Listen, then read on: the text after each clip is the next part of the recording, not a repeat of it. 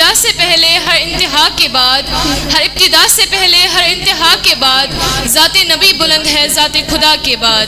دنیا میں جتنے بھی لوگ ہیں احترام کے قابل، دنیا میں جتنے بھی لوگ ہیں احترام کے قابل، میں سبھی کو مانتی ہوں مگر مصطفیٰ کے بعد۔ محترم اساتذہ کرام، معزز سامعین اور میرے ساتھیوں، السلام علیکم ورحمۃ اللہ وبرکاتہ۔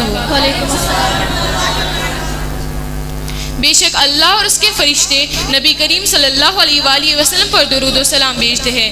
اے ایمان والو، تم بھی نبی کریم صلی اللہ علیہ وآلہ وسلم پر خوب درود و سلام بھیجا کرو۔ نام محمد سے پیارا کوئی نام تھوڑی ہے، نام محمد سے پیارا کوئی نام تھوڑی ہے، مصطفیٰ سے اونچا کسی کا مقام تھوڑی ہے۔ میں مانتی ہوں کہ قابل احترام ہے بہت سی ہستیاں، میں مانتی ہوں کہ قابل احترام ہے بہت سی ہستیاں، لیکن مصطفیٰ کے جیسے کوئی ہستی تھوڑی ہے۔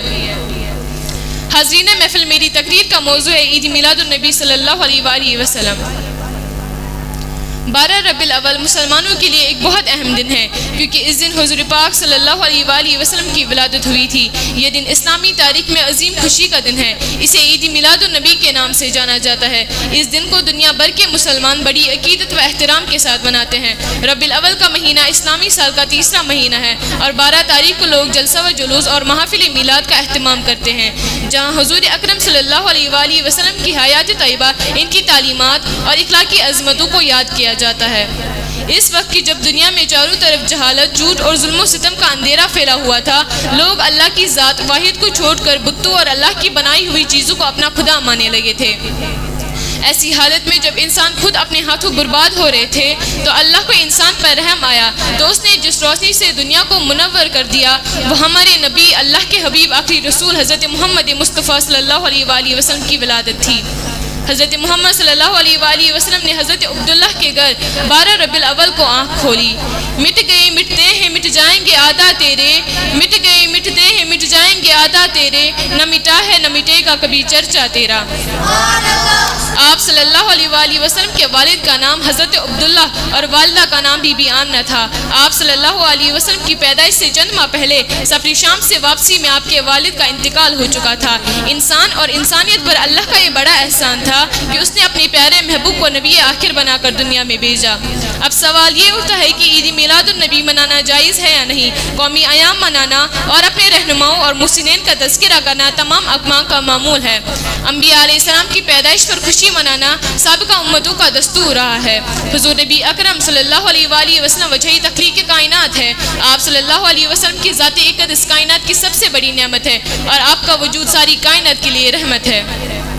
لہٰذا اللہ کے حضور اس نعمت پر شکر بجا لاتے ہوئے ہم پر یہ لازم ہے کہ ہم آقا علیہ السلام کی آمد کی خوشی منائیں۔ نبی کریم صلی اللہ علیہ وآلہ وسلم کی میلاد کا تذکرہ کرنا سنت خدا بھی ہے۔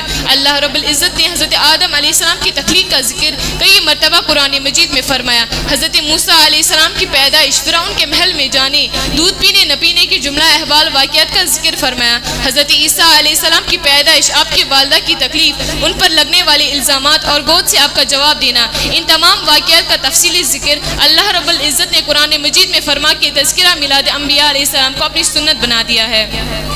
حضور نبی اکرم صلی اللہ علیہ وآلہ وسلم کی امت میں صدیوں سے میلاد منانے کا معمول رہا ہے۔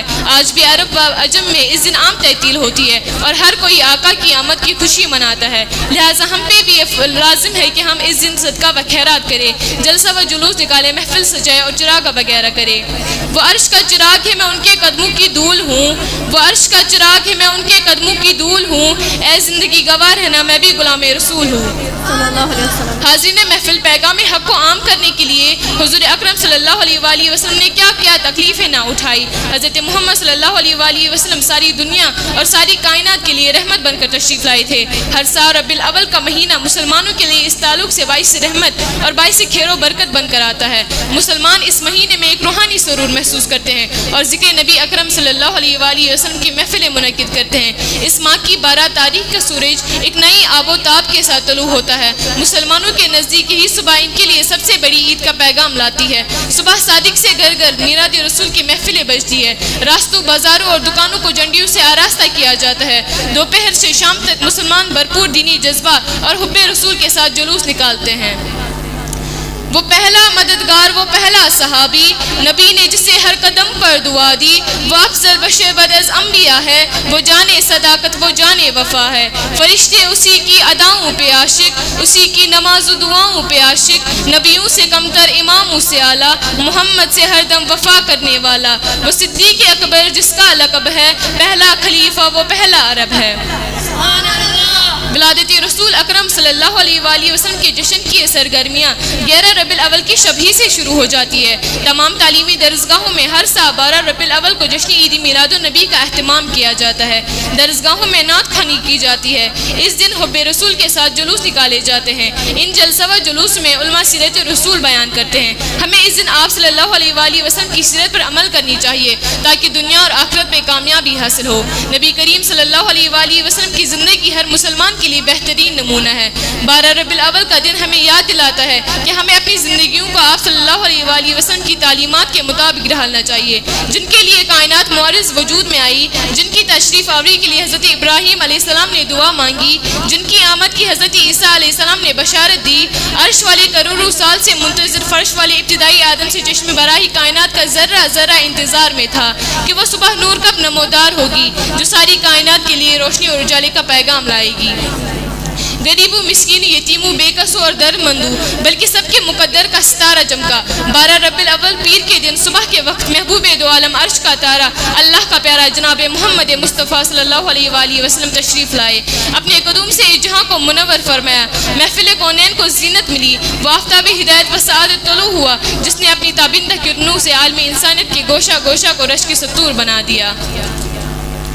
جب لیا نام محمد میں نے دعا سے پہلے، جب لیا نام محمد میں نے دعا سے پہلے، میری آواز وہاں پہنچی صبا سے پہلے، حق سے کرتی ہوں دعا پڑھ کے محمد پہ درود، حق سے کرتی ہوں دعا پڑھ کے محمد پہ درود، یہ وسیلہ بھی ضروری ہے دعا سے پہلے۔ شکریہ۔